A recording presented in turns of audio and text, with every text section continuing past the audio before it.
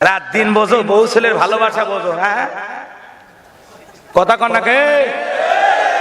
তুমি দুনিয়ার সব বোঝো, আর সুযোগ বুঝে দোয়া নেয়, সুযোগ বুঝে দোয়া নেয়, আবার সুযোগ যখন চলে যায় ওই দোয়া করা হাতে হাত করা পড়া। এ কথা কথা কা?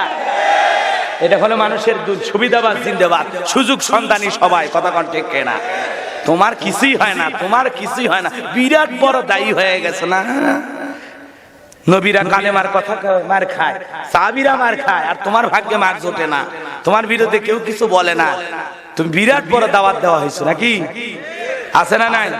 কিয়ামত পর্যন্ত ফজিলতের বয়ান করে আপনার বিরুদ্ধে কথা বলবে না, কিন্তু বক্তা হলে বিসমিল্লাহর বা থেকে সূরা নাসের সিন পর্যন্ত প্রত্যেকটা আয়াতের ওয়াজ করা লাগবে। এক মাহফিলে জিহাদের কথা, আর এক মাহফিলে নামাজের কথা, আর এক মাহফিলে জিকিরের কথা, আর একটা জাহান্নামের কথা, আর একটা জান্নাতের কথা। কথা বল, একটাতে ঈমানের কথা, আর একটাতে সুদের কথা, ঘুষের কথা। প্রত্যেকটা মাহফিলে এক একটা বিষয় নিয়ে কথা বলা লাগবে। ওই পাইছে তো পাইছে, আসেন জিকির করি, জান্নাতের পথ ধরি। বাপ রে বাপ, খালি জিকিরই করা লাগবে, আরো তো কিছু আছে। কথা কন না কে? রাগ করেছেন আপনারা? গোলালু মার্কা হওয়া যাবে না, বৃষ্টি যেদিকে ছাতা সেই দিকে মুনাফিক হওয়া যাবে না, সব কথাই বলতে হবে। কথা কন ঠিক না? আজকে কিছু লোক ইসলামকে কাটছাট করে চাকা পিস বানাইয়া, কেউ জিকির, কেউ নামাজ, কেউ হজ, এইভাবে ইসলাম মানলে পরিপূর্ণ। ইয়া আইয়ুহাল্লাযিনা আমানু দুখুলু ফিস-সিলমি কাফা। আল্লাহ বলে, হে ঈমানদারগণ, পরিপূর্ণভাবে ইসলামের ভিতরে দাখিল হও, পরিপূর্ণভাবে ইসলামের ভিতরে প্রবেশ করো। ইসলাম মানলে পুরোটাই, অর্ধেক মানলে হবে না। তুমি জিহাদ করো আর না করো, জিহাদের তামান্না থাকতে হবে। কথা কন? তুমি যেটাই করো, কাকে সাপোর্ট করো এটা আমরা দেখি না। যারা মুসলমানের রক্ত নিয়ে খেলা করবে, যাদের হাতে মুসলমানের রক্ত লেগে আছে, ওদেরকে তোমাকে ঘৃণা করতেই হবে। কথা কি সমস্যা?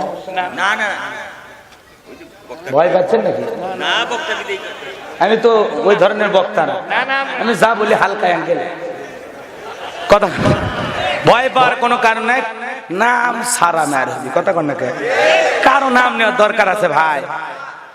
এই জায়গায় ওয়াজ কর্ম, কোন রোগের ট্যাবলেট লাগবে, ইনজেকশন লাগবে না অপারেশন করা লাগবে, যা খুশি কর্ম যাবি, আর খালি জল। কথা কন না কে? এত কথা বলার সময় আছে? জ্ঞানী লোকের জন্য ইশারায় যথেষ্ট। আর এমনিতে সময় গেটলক গাড়ির মতো ওয়াজ করতেছি, বুঝতেছেন না? লিল্লাহি তাকবীর। এ বাজান সামনের দিকে যায়, কষ্ট মনে নেবেন না বাজান। এইবার হুজুর ডেকে বলে, বেলাল রে, কালেমা যদি না ছাড়িস তোর উপরে মারধর আসবে, সোজা আঙ্গুলে ঘিউ না উঠলে আঙ্গুল ব্যাকা করব। বেলাল ডেকে বলে, আবু জেহেল, যত খুশি নির্যাতন করতে পারো, আমি বেলাল কোন নির্যাতনকে ভয় পাই না। সুবহানাল্লাহ কন। ঈমানের একটা আলাদা স্পিরিট পাওয়ার থাকার দরকার আছে না নাই? জোরে বলেন, আছে না নাই? যে ঈমান প্রয়োজনে জ্বলে ওঠে না, যে ঈমান সত্য ন্যায়ের কথা বলে না, যে ঈমান অন্তরে নাই, যে ঈমান অন্তরে নাই, মুখে ফোটায় কথার কলি, কিভাবে তারে বলো ঈমান বলি, কিভাবে তারে বলো ঈমান বলি। মারহাবা কর। আমার ভাইরা, এবার বেলালের পিঠের উপরে চাবুক মারা শুরু হয়ে গেল।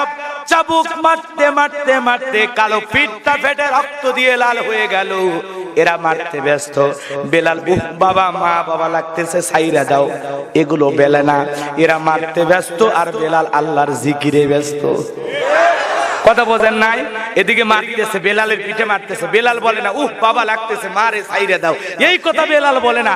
ওরা আঘাতের পর আঘাত করতেছে, আর বেলালের জিহ্বার আওয়াজ জিকির বারবার করে বেরতেছে। কোন সুবহানাল্লাহ। ওদের মার থেমে যাচ্ছে, কিন্তু বেলালের কণ্ঠের জিকির থামতেছে না। কোন সুবহানাল্লাহ। আল্লাহর মোহাব্বত কারে বলে, দ্বীনের মোহাব্বত কারে বলে, কালেমার জন্য একটা মানুষ কত কষ্ট সহ্য করতে পারে। আল্লাহু আকবার বলে। এ বাজান গো আমার, এইবারে বেলালকে মারতে মারতে মারতে মারতে রক্তাক্ত হয়ে গেল, কালো ফিটটা ফেটে রক্ত ঝরতে শুরু হয়ে গেল। এ বাজান গো আমার, এইবার কাফের আবু জেহেল বলে, বেলাল এত মারা মারলাম, তোর কি জানে মায়া দয়া নাই? এরপরে ইসলামের পথ, কালেমার পথ ছাড়বি কি না বল। বেলাল দেখে বলে, আবু জেহেল মারতে মারতে যদি মেরেও ফেলে দাও, আমি বেলাল জীবন দিতে রাজি, কিন্তু ঈমানের পথ ছাড়তে রাজি নাই।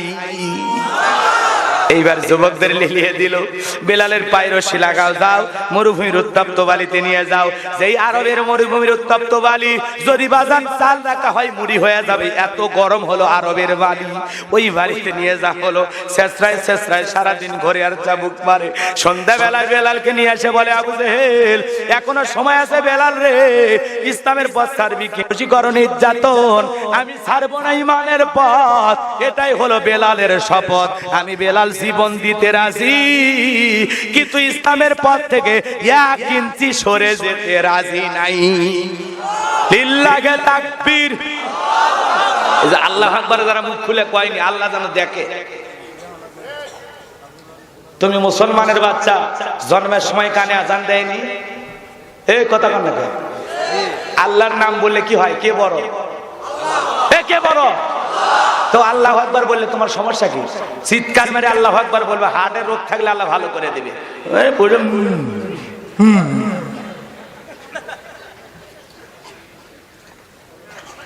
তাকবীর হবে কার নামে? ওরাব্বাকা ফাকাব্বির।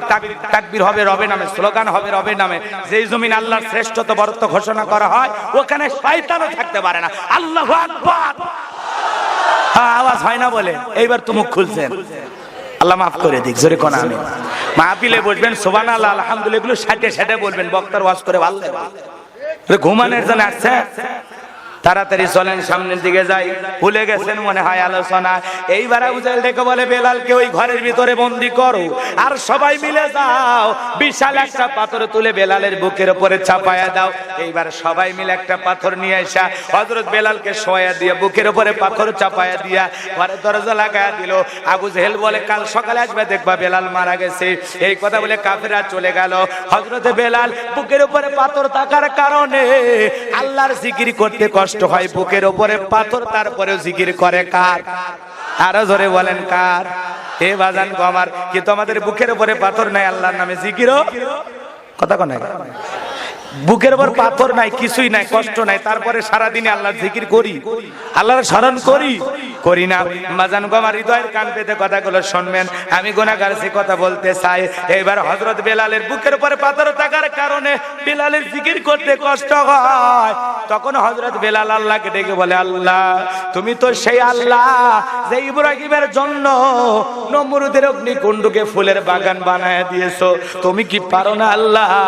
আমি বেলালের বুকের উপরে পাথর থাকার কারণে আমার জিকির করতে বড় কষ্ট হয়। ও আল্লাহ তুমি কি পারো না বেলালের বুকের পাথরটাকে তুলার মতো নরম বানায়া দিতে?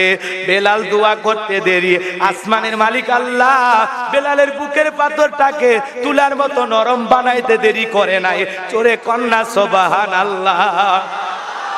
এই বেলাল সেই বেলাল যে বেলাল হলো আশিকে রাসূল। নবী যখন মদিনার পথ চলতেন, মক্কাতে পথ চলতেন, হযরত বেলাল একবার ডানে যায় একবার বামে যায়। নবী ডেকে বলে, বেলাল একবার ডানে আর একবার বামে, ব্যাপারটা বুঝি না। বেলাল ডেকে বলে, নবী গো আপনি নতুন ধর্মের দাওয়াত দেন, আপনি দ্বীনের কথা বলেন, ইসলামের কথা বলেন, কাফেররা আপনাকে হত্যা করার জন্য চতুর্মুখে ষড়যন্ত্র করতেছে। ও নবী গো আমি ডান দিকে থাকি আর মনে করি ডান দিকে থেকে যদি কাফেররা তীর নিক্ষেপ করে, ওই তীরটা যেন সর্বপ্রথম আমি বেলালের বুকের ভিতরে ঢোকে। আবার চিন্তা করি বাম থেকে যদি তীর মারে, এই জন্য বাম দিকে যায়। ওই কাফেরা যদি তীর নিক্ষেপ করে, ওই তীরটা যেন সর্বপ্রথম বেলালের বুকের ভিতরে ঢোকে। আমি বেলাল মারা গেলে ইসলামের ক্ষতি হবে না, আপনি নবী মারা গেলে ইসলাম সামনের দিকে দাঁড়াইতে পারবে না। এই জন্য আপনার বেঁচে থাকা প্রয়োজন। লিল্লাহি তাকবীর।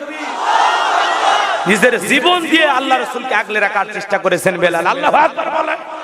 এ বাজান গো আমার, এই সেই বেলাল। আল্লাহ রাসূল যখন ইন্তেকাল করলেন, নবীজি আমার যখন মারা গেলেন, বাজান গো আমার, বিশ্ব নবী যখন হায়াতুন নবী যখন ইন্তেকাল করলেন, তখন হযরতে বেলাল ছোট্ট বাচ্চার মতো ফুবিয়ে ফুবিয়ে কাঁদে, ছোট্ট বাচ্চার মতো ফুবিয়ে ফুবিয়ে কাঁদে আর বলে, আমি বেলাল জীবনে কোনোদিন আর আযান দেব না। আমি আযান দেওয়ার পরে নবী ইমামতি করবেন না, আমি বেলাল আর কোনোদিন আযান দেব না। এই কথা বেলাল কাঁদে। নবীজি সোমবার ইন্তেকাল করলেন, বুধবার দিন বিশ্ব নবীকে দাফন করায় দেওয়া হলো। আমার নবীকে কবরে যাইতো করার পর বেলাল বলে, না না, মদিনার অলিতে গলিতে নবী নবীর সাথে আমার স্মৃতি মাখা, আমি এই জায়গায় থাকতে পারবো না। এই কথা বলে হযরত বেলাল মদিনা ছেড়ে চলে গেল। 6টা মাস যখন অতিবাহিত হয়ে গেল, আমার নবী কেমন নবীর কেমন উম্মত, 6টা মাস হয়ে গেল যখন বিশ্ব নবী ঘুমের ঘরে বেলালকে স্বপ্নে ডাইকে বলে, বেলাল রে, সেই যে চলে গেলি আর খবর নিলি না। কত দূর দূরান্ত থেকে মানুষ আইসা আমি নবীর কবরের পাশে দাঁড়ায় সালাম দেয়, আয় না বেলাল, আয় আয় আয় আয়, মদিনায় আইসা আমি নবীর কবরে একবার সালাম দিয়ে যা। এই কথা বললেন আল্লাহ রাসূল স্বপ্নের ভেতরে। হযরত বেলাল আর দেরি করলেন না, পরের দিন মদিনায় চলে আসলেন। মদিনাতে আসার পর সমস্ত সাহাবীরা ডেকে বলে, বেলাল গো, দাও না একটু আজান দাও। ছোট্ট বাচ্চারা মায়ের কাছ থেকে বিদায় নিয়ে বলে, মা বেলাল আসছে, বেলালকে দেখতে যাই। এই কথা বলে সবাই আসতেছে আর বলতেছে, আজান দাও আজান দাও। বেলাল ডেকে বলে, না না, আমি আজান দেওয়ার পরে আমার নবী ইমামতির মুসাল্লায় দাঁড়াবে না, আমি বেলাল আজান দিতে পারবো না। নবীর নাতি হাসান আর হোসাইন যখন বেলালের 2টা হাত ধরে, হোসাইন ডেকে বলে, নানু ভাই, ও নানু ভাই, নানাও চলে গেছে, তুমিও মদিনা থেকে চলে গেছো। নানু ভাই, বারবার তোমার কথা মনে হয় আর নানুর কথা মনে হয়, কতদিন তোমার কণ্ঠে আজান শুনি না। ও নানু ভাই, দাও না একটু আজান দাও, আমি হোসাইন তোমার আজান শুনতে চাই। হোসাইন যখন হাত ধরে অনুরোধ করে, বেলাল তাকায় দেখে নবীর নাতি হোসাইনের মুখে মনে হয় বিশ্ব নবীর চেহারা ভেসে উঠেছে। আমার নবী মনে হয় রওজা পাক থেকে শুয়ে বলে, বেলাল রে, দানে একটু আজান দে, আমি নবী কতদিন তোর আজান শুনতে পাই না। হযরতে বেলাল বুক ভরা কষ্ট দিয়ে নবীকে হারানোর বেদনায় আজান দিয়ে দিল। এই সেই বেলাল। বাজান গো আমার, বেলাল নির্যাতনের খবর নবীর কানে চলে গেল। নবী আবু বকরের কেটে গেল, আবু বকর, বেলাল নির্যাতন কষ্টের কথা আমার সহ্য হয় না, যাও যেভাবে হোক বেলালকে আজাদ করো। এইবার ওমায়ের কাছে যায়া অনেক দাম দিয়া বেলালকে আবু বকর আজাদ করলেন। বলেন আল্লাহু আকবার। এই যখন ইসলামের অবস্থা, একদিকে সন্তান মারা যান, অন্যদিকে সাহাবায়ে কিরামদের উপর নির্যাতন আর জুলুম। এই জন্য নবীর হৃদয়ের ভিতরে ব্যথা, এই জন্য চোখ দিয়ে পানি ঝরতেছে। কিন্তু নবী কেন হাসেন? আনাস বলেন, নবী গো হাসেন কেন? বিশ্ব নবী ডেকে বলে, আনাস, এই মাত্র আসমান থেকে জিবরাইল এসে আমার উপরে সূরা কাউসার নাজিল করলো। আল্লাহ আমারে হাউজে কাউসার দান করেছে। আমার নবী তখন তেলাওয়াত করলেন, ইন্না আ'তাইনাকাল কাউসার ফাসাল্লি লিরাব্বিকা ওয়ানহার ইন্না শানিয়াকা হুয়াল আবতার। জোরে বলেন আল্লাহু আকবার।